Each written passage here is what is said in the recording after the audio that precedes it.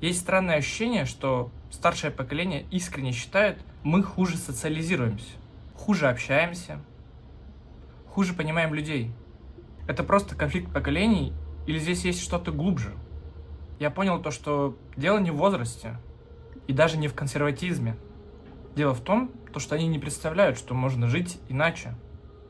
Не потому что не хотят, а потому что у них нет этих знаний, нет этих инструментов и нет этого опыта. А если ты не знаешь, что существует другой способ, то ты банально его не ищешь. Возьмем простой пример.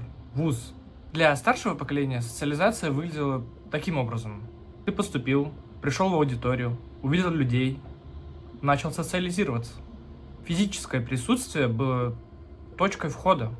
А теперь стоп. Сегодня, в момент, когда тебя уже зачислили, ты уже социализируешься.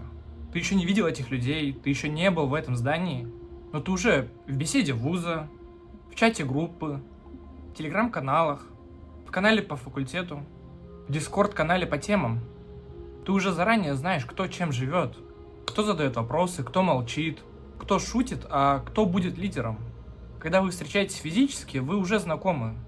Просто язык этого знакомства не считывается старым поколением. Вот здесь появляется ключевая ошибка. Старшее поколение смотрит на нас и думает, они сидят в телефонах, они не общаются. Но это же буквально все равно, что смотреть на иностранцев и считать их немыми, потому что не знаешь их язык. Мы общаемся. Мы просто не используем тот язык, который был привычный раньше. Теперь наш язык стал асинхронным, мемным, контекстным, быстрым и сетевым. Мы можем не говорить голосом, не видеть лицо человека и даже не встречаться годами. И при этом понимать друг друга лучше, чем люди, которые сидят каждый день в офисе друг с другом. Раньше, чтобы найти людей по интересам, нужно было сложить кучу вещей.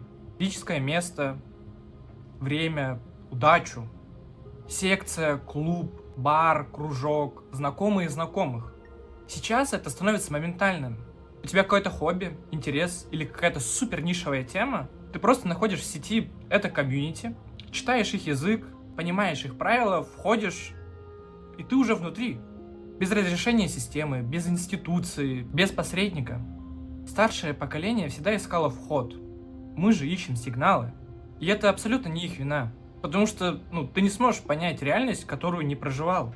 Если для тебя общение — это живой разговор, дружба — это физическое присутствие, а социализация — это какое-то место, то все остальное будет казаться суррогатом. Но реальность-то изменилась. И изменилась не постепенно, а скачком. И этот скачок произошел настолько быстро, что ментальные модели просто не успевают за ним. Есть игры, которые очень точно показывают это. Например, Death Stranding. Ты играешь один, идешь один, ты вообще не видишь других игроков. Но мир не пустой. Кто-то оставил лестницу, кто-то построил мост, а кто-то проложил маршрут. Вы никогда с этим человеком в жизни не встретитесь, но вы уже вместе. Или Джорни. Ты идешь рядом с другим человеком, без слов, без чата, без имен, но связь есть, и ты чувствуешь, что она настоящая. И если ты не знаешь, как она работает, просто скажешь, что ее нет. Самый важный момент здесь – мы неплохо социализируемся. Мы социализируемся раньше. До встречи, до события, до институции. Мы сначала находим, считываем, встраиваемся, а только уже потом выходим в физический мир. Старшее поколение входило в контакт телом, а мы входим контекстом. Поэтому, когда нам говорят, вы не умеете общаться, это не обвинение. Это всего лишь признание того, что между нами разные карты мира.